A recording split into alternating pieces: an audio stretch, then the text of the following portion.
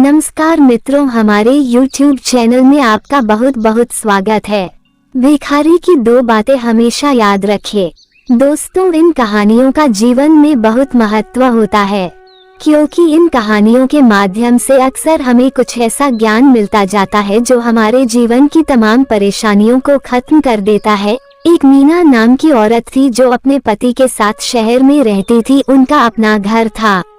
मीना का एक बेटा था जिसका नाम था राहुल। रोज मीना सुबह उठकर नहा धोकर अपने बेटे और पति के लिए नाश्ता तैयार करती।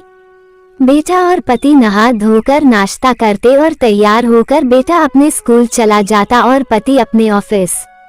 इसके बाद एक भिखारी गेट के बाहर खड़ा होकर बोलता, कुछ खाने को दे दे माई। भिखारी बार बार यही बात दोहराता रहता जब तक मीना रोटी न दे देती। भिखारी की आवाज सुन मीना 2 रोटी लेकर आती और उस भिखारी को दे देती। फिर भिखारी रोटी लेकर जाते जाते बोलता, जैसा भी बुरा भला दूसरों के साथ करोगे वैसा ही फल तुम तक लौट के आएगा।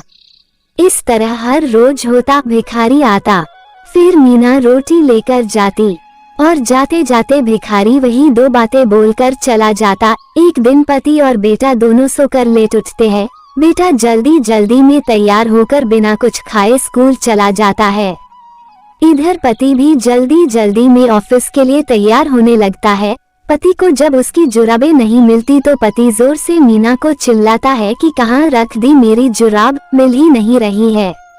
मीना किचन से भागते हुए आती है और जुराब अलमारी में खोजती है। जुराब नहीं मिल रही होती तो पति मीना पर गुस्सा होने लगता है कि याद नहीं रहता तुम्हें, ना जाने कहाँ कहाँ रख देती हो।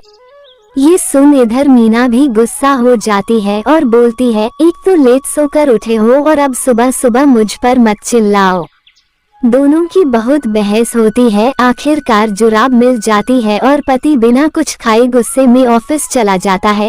इधर पत्नी गुस्से में तमतमाते हुए किचन में बर्तन धोने चली जाती है। इतने में वही भिखारी आता और बोलता है, कुछ खाने को दे माई। ये सुन मीना मन ही मन बोलती है, आज कुछ नहीं दूंगी इसे, जब देखो रोज रोज चला आता है, ऊपर से कोई धन्यवाद भी नहीं देता, बस पता नहीं क्या क्या बोलकर चला जाता है। कुछ देर मीना के बाहर न आने पर भिखारी और ऊंचा बोलना शुरू कर देता है, जिससे मीना को और गुस्सा आता है। मीना के मन में आता है, क्यों न इसे जहर मिलाकर दे दूं रोटी में, किस्सा ही खत्म रोज रोज का। मीना रोटी में जहर लगा देती है और जैसे ही भिखारी को देने जाती है वो रुक जाती है। उसको भिखारी पर रहम आ जाता है और सोचती है, यह मैं क्या करने जा रही थी, ऐसे तो इस भिखारी की मौत हो जाती। मीना तुरंत भागते हुए वापस घर जाती है और दूसरी रोटी लाती है, उस भिखारी को दे देती है। इधर भिखारी हमेशा की तरह रोटी लेकर अपनी वही 2 बातें बोलता हुआ वहां से चला जाता है। मीना उस जहर वाली रोटी को चूल्हे पर रखकर आग से जला देती है। मीना दिन का खाना बनाने की तैयारी शुरू कर देती है। मीना खाना बना लेती है। करीब 2 बज जाते हैं और उसका बेटा राहुल अभी तक घर नहीं पहुंचा होता। मीना ये सोच परेशान हो जाती है कि एक तो भूखे पेट स्कूल चला गया, ऊपर से अब तक घर भी नहीं पहुंचा।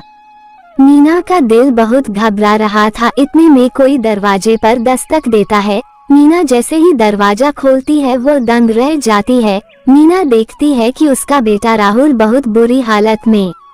राहुल के कपड़े गंदे होते हैं और राहुल बहुत कमजोर दिख रहा होता है। मीना राहुल को पहले सोफे पर बैठती है और पानी पिलाती है। मीना पूछती है कि बेटा ये कैसे हुआ बेटा। तब बेटा बोलता है, माँ मैं बहुत भूखा था, जैसे ही स्कूल से घर आते हुए रास्ते में मुझे चक्कर आ गया था माँ। आज तो मैं मर ही गया होता अगर उस भिखारी ने मुझे वो रोटी खाने को न दी होती। जब मैं वहाँ रास्ते में गिरा तो वहाँ कोई नहीं था। कुछ देर बाद वहाँ वो भिखारी आया और मुझे उठाया, बोलने लगा, लो ये रोटी खा लो, इस समय मुझसे ज्यादा जरूरत तुम्हें है। उसने अपनी रोटी मुझे खिलाई और पानी पिलाया, तब जाकर कुछ जान में जान आई। माँ बेटे की यह बातें सुन मीना का तो सर चकरा गया। मीना खुद को किसी तरह संभालती हुई रोने लगी कि आज मेरा बेटा उसी भिखारी की वजह से जिंदा है जिसे मैं आज वो जहर वाली रोटी देने जा रही थी।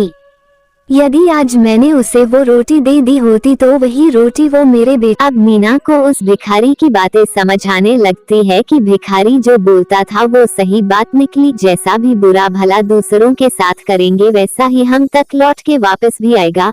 तो देखा दोस्तों, इंसान जो भी करता है, जैसा भी करता है, उसे एक न एक दिन उसका फल मिलता ही मिलता है। सोचो, अगर उसने आज भिखारी को वो जहर वाली रोटी दे दी होती तो आज उसका बेटा जिंदा ना होता, या फिर अगर भिखारी खुद वो जहर वाली रोटी खा लेता तो न तो वो भिखारी बचता और न ही भूख से तड़प रहा उसका बेटा राहुल बचता। तो देखा, भगवान का न्याय जैसा करोगे वैसा भरोगे।